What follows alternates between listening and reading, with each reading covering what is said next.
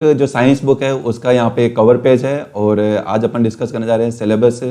और नाम तो मेरा आप जानते हैं, जैसा कि मेरा नाम है यूनुस सर और मैं आपको साइंस पढ़ाने वाला हूँ। हाल फिलहाल तो साइंस है, लेकिन अगर ज़रूरत पड़ी तो अपन मैथमेटिक्स भी अपन डिस्कस कर लेंगे, मैथ्स भी आगे डिस्कस कर लेंगे। अभी अपन साइंस के बारे में अपन डिस्कस करते हैं।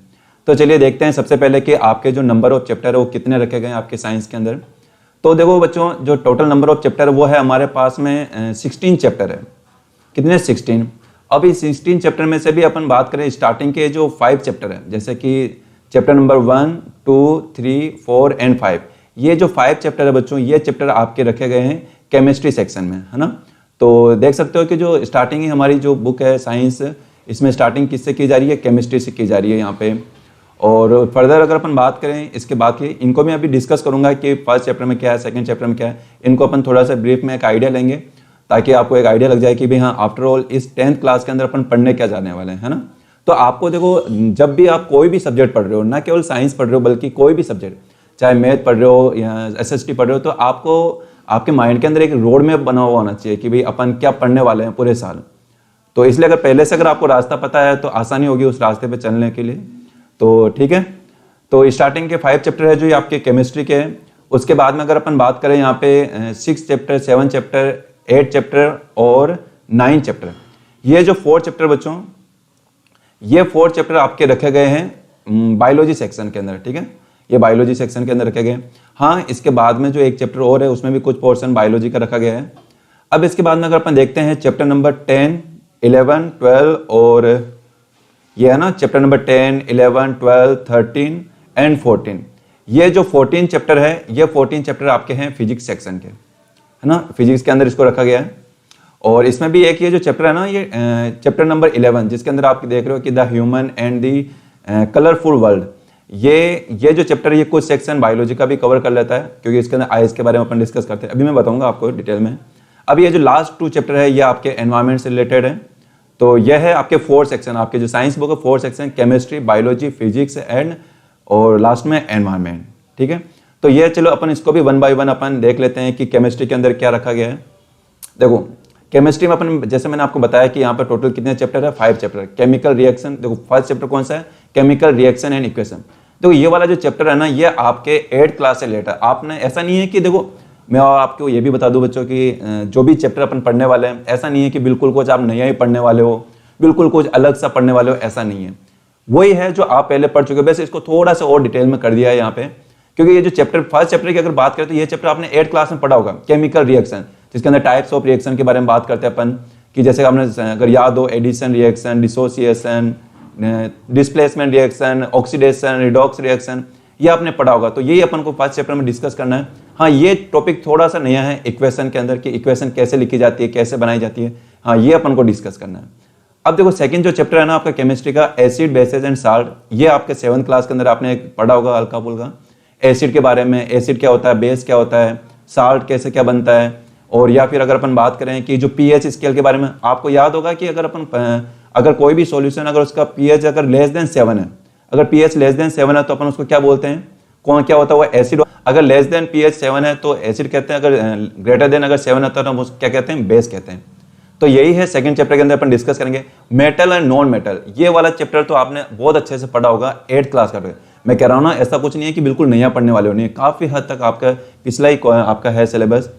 तो ये वाला जो 3rd चैप्टर है, मेटल और non metal, physical property, chemical properties metal की, कौन कौन सी प्रॉपर्टी होती है, रिएक्शन देखते हैं अपन, ऑक्सीजन के साथ रिएक्शन होता है क्या होता है, कोरोजन वगैरह, अगर आपको याद हो कोरोजन कैसे क्या होता है। और फिजिकल, यही है फिजिकल और केमिकल प्रॉपर्टीज, रिएक्शन करवाते हैं अपन।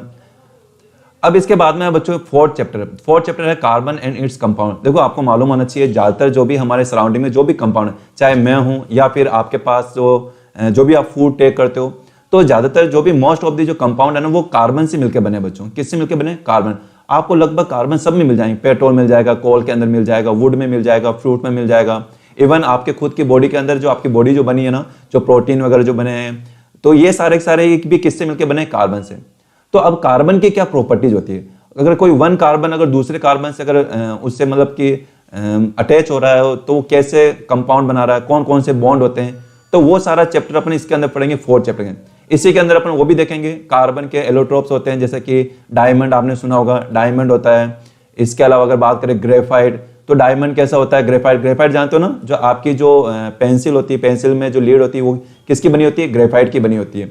तो इसकी ग्रेफाइट की स्ट्रक्चर कैसी होती है, अब स्ट्रक्चर ये नहीं कहोगे आपकी सर ग्रे कलर की होती है, ऐसा नहीं है कि अपन इसकी बिल्कुल मतलब डिटेल में इसकी स्ट्रक्चर देखेंगे, स्ट्रक्चर दिखती कैसी है, डायमंड कैसे क्या दिखता है, स्ट्रक्चर कैसे होती है, कैसे कार्बन से कार्बन। देखो आपको, देखो यहाँ पे जानकारी आनी होनी चाहिए। जो कोल होता है ना, देखो मैं बताता हूँ आपको, देखो जो कोल होता है, कोल भी किससे बनता है, कार्बन से मिलकर बनता है। किससे मिलकर बनता है बच्चों, कार्बन से।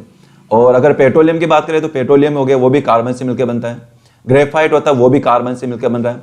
तो वो सब चीजें कार्बन से मिलकर बन रही है यहाँ पे। लेकिन आप फिर भी देखोगे इनके स्ट्रक्चर में कितना डिफरेंस है। डायमंड की बात करें तो डायमंड और कोल में तो कितना डिफरेंस आ जाता है। कार्बन, कोल तो देखते हो आप कैसे काला काला सा दिखता है, ऐसा नहीं कि सारे काले होते हैं कोल, इसमें भी टाइप्स होते हैं कोल के, आपको पता होना चाहिए, पीट, लिग्नाइट वगैरह, बिटुमिन्स। तो कोल भी देखो, इसमें यहाँ पर कलर की बात करोगे तो कोल में यहाँ पर ज्यादातर ब्लैक कलर में होता है, और जबकि डायमंड देखो कैसे साइन करता है। तो ये भी कार्बन से बन रहा है, ये भी कार्बन से बन रहा है, लेकिन इसकी स्ट्रक्चर देखोगे कितना डिफरेंस आ रहा है यहाँ पे। तो वो सारा अपन को डिस्कस करना है किसके अंदर, यही हमारा जो चैप्टर है, चैप्टर नंबर 4 है ना, कार्बन एंड कंपाउंड, इसके अंदर अपन को डिस्कस करना है। 5th है इसके बाद में पीरियोडिक टेबल हमारी, ये पीरियोडिक क्लासिफिकेशन ऑफ एलिमेंट। देखो ये थोड़ा बहुत 9th क्लास से, देखो आपने 9th क्लास के अंदर अपन पढ़े थे, डिफरेंट एलिमेंट के बारे में जाने थे अपन ने कि तो हाइड्रोजन आपने देखा होगा कि हाइड्रोजन, लिथियम, सोडियम, पोटेशियम, ये सारे नाम सुने हुए ना आपने।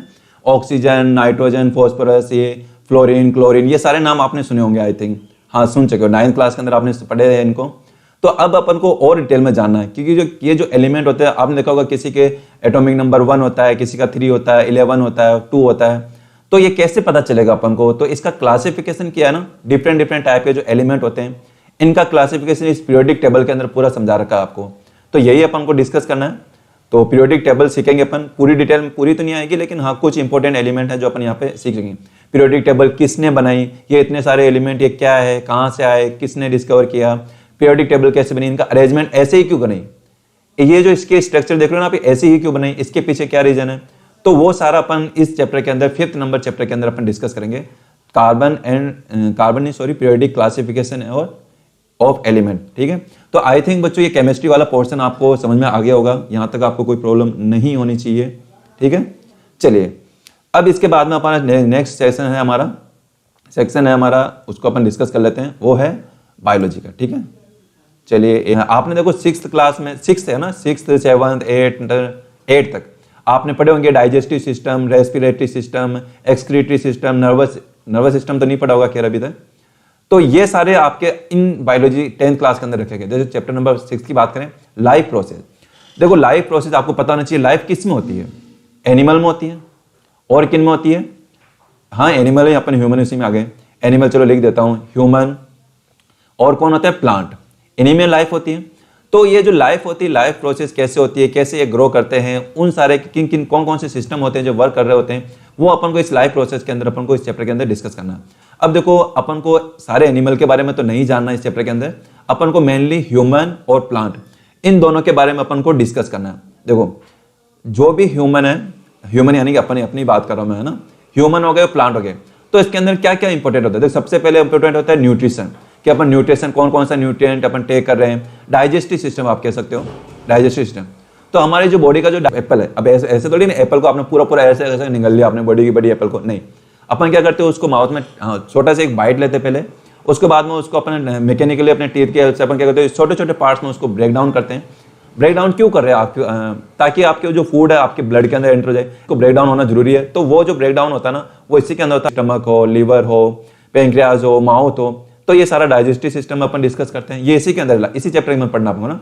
रेस्पिरेटरी सिस्टम, आपका जो भी आप ऑक्सीजन वगैरह टेक करते हो, कैसे ऑक्सीजन ऐड होती है, नोज से ही लेना क्यों ज़्यादा बेनिफिशियल होता है बजाय कि माउथ से, फिर वो ऑक्सीजन कहाँ पे जाती है, और उसके बाद में, और देखो ध्यान रखना, ये जो डाइजेस्टिव सिस्टम में भी मैंने बताया ना, ऐसा नहीं है कि सिर्फ फूड खा लेना आपके लिए इंपॉर्टेंट होता है, नहीं, फूड को उसको डाइजेस्ट होना, डाइजेस्ट के बाद में उसको ऑक्सीडेशन होना जरूरी है, उसमें ऑक्सीजन ऐड होना जरूरी है, वो रेस्पिरेटरी सिस्टम में अपन करते हैं। इसके अलावा अगर अपन बात करें एक्सक्रीटरी सिस्टम, आपकी किडनी, काफी को तो पता ही नहीं होता है कि भी किडनी कहाँ पे होती है। एक जना तो कह रहा था, मुझे क्लास के अंदर पढ़ा रहा था, तो कहता है सर किडनी यहाँ पे होती है क्या, अरे यहाँ पे कहाँ से किडनी होगी, किडनी बैक साइड होती है आपके। तो बैक साइड मतलब ऐसा नहीं कि पीछे यहाँ पे बैक साइड, नहीं, थोड़े नीचे यहाँ पे बॉटम में होती है, हिप्स के जस्ट ऊपर होती है वहाँ पे। तो ये जो किडनी होती है, किडनी कैसे वर्क परफॉर्म करती है, क्या काम होता है, जो यूरिन होता है, यूरिन को बाहर एक्सक्रीट करना, जो भी वेस्ट प्रोडक्ट होते हैं ना आपकी बॉडी के अंदर बनते हैं, पता है कि जहाँ कहीं भी नई चीज़ बनेगी वहाँ पे जरूर कुछ ना कुछ वेस्ट बनेगा, और उस वेस्ट को आपकी बॉडी से बाहर निकालना बहुत जरूरी होता है, और वो होता है एक्सक्रीटरी सिस्टम के अंदर, ठीक है।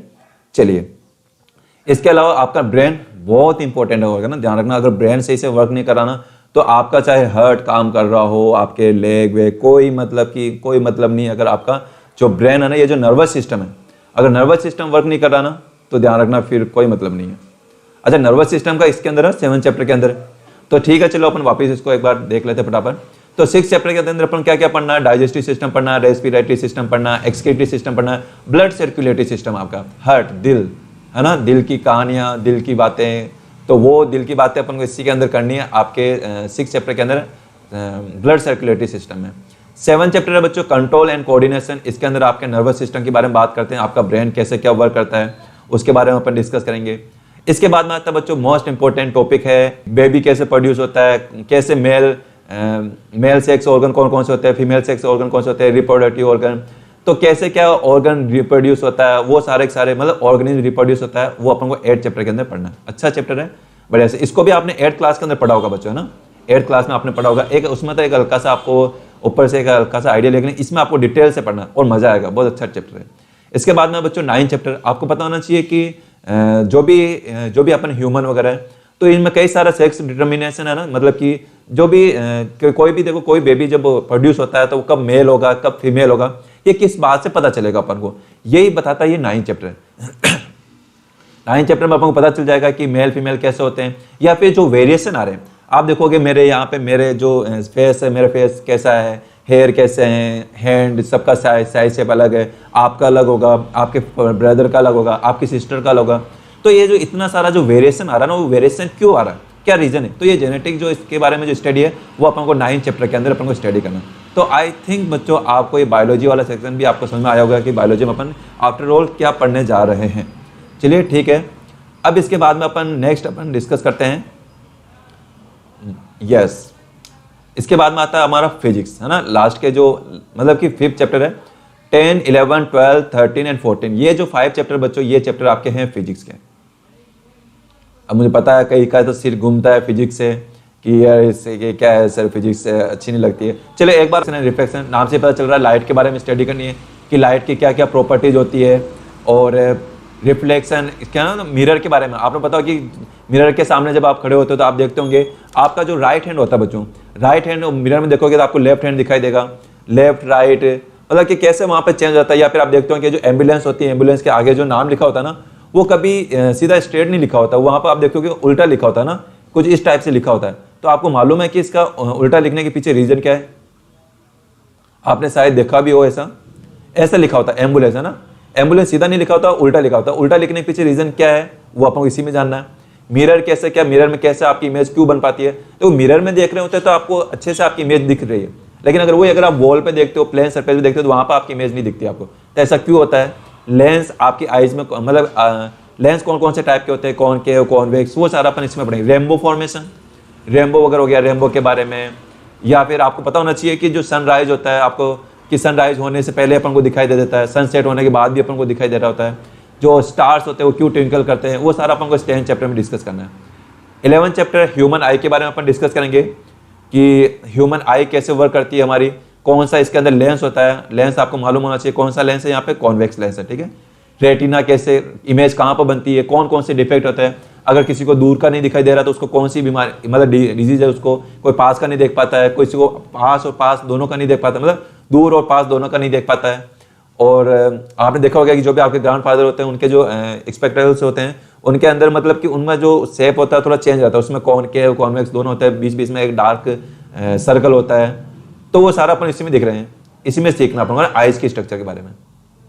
12 चैप्टर इलेक्ट्रिसिटी, करंट के बारे में अपन डिस्कस करेंगे, करंट फ्लो करता है, क्यों करता है, क्या रीजन है, और वो जब करंट फ्लो कर रहा होता है तो कौन कौन से इफेक्ट क्रिएट कर रहा होता है, आपको मालूम होना चाहिए। एक तो वो हीटिंग इफेक्ट, 8th क्लास में पढ़ा होगा, heating effect of electric current, या फिर कह सकते हैं मैग्नेटिक इफेक्ट। मैग्नेटिक इफेक्ट तो 3rd चैप्टर में पढ़ेंगे अपन। जनरेटर है ना, आपको पता है जनरेटर कैसे क्या वर्क करते हैं, मोटर वगैरह, इलेक्ट्रिक मोटर, आपके जो घरों में जो मोटर होती है ना, जो भी टैंक होता है, टैंक से वाटर कैसे, टैंक से लेकर ऊपर तक टंकी तक वो वाटर को पहुंचा जाता है, वो वर्क कैसे कर रही होती है, ऐसा उसके अंदर क्या है जो जिसकी वजह से वो वाटर को ऊपर तक पहुंचा पा रही है। जनरेटर कैसे जो पेट्रोल डीजल वगैरह होते हैं उनसे करंट को वहां पर प्रोड्यूस कर लेते हैं, वो अपन को इसमें सीखना 13 चैप्टर है। लास्ट चैप्टर है बच्चों, लास्ट नहीं है, फिजिक्स का लास्ट चैप्टर है, source of energy. Energy, form of energy different form है, केमिकल एनर्जी या फिर थर्मल एनर्जी, विंड एनर्जी और हाइड्रोलिक एनर्जी। तो वो सारी एनर्जी के बारे में अपन इसमें डिस्कस, मतलब कि कहाँ से आ रही है, तो कह सकते हैं कहीं से या तो थर्मल एनर्जी से कन्वर्ट होकर आ रही होगी, तो या फिर अपन कह सकते हैं कि वाटर वगैरह डैम वगैरह पर डैम बनाई जाती है, वहां पर अपन देखते हैं। तो उन सभी के बारे में सीखना है, एनर्जी के टाइप के बारे में सीखना है। तो ये है बच्चों 5 चैप्टर जो कि अपन को डिस्कस करने हैं फिजिक्स के अंदर। और ये जो 11 चैप्टर है, कुछ पोर्शन इसमें बायोलॉजी का भी आ जाता है। ठीक है, क्या ध्यान रखोगे आप लोग? चलिए ठीक है।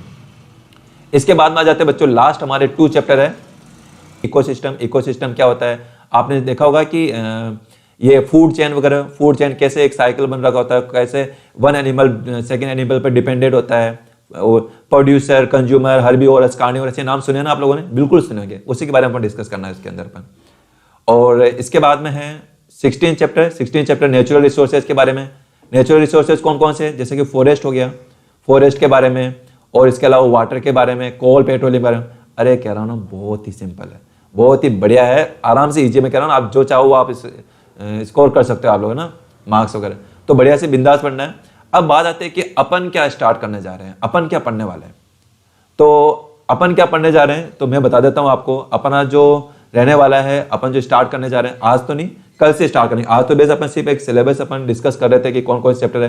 तो आई थिंक आपको सिलेबस से रिलेटेड आपको क्लियर हो गया होगा डाउट आपको। तो मैं बता देता हूँ आपको कि अपन जो चैप्टर अपन डिस्कस स्टार्ट करेंगे, सबसे पहले फर्स्ट ऑफ ऑल वो अपन करेंगे फिजिक्स सेक्शन अपन स्टार्ट करेंगे ना।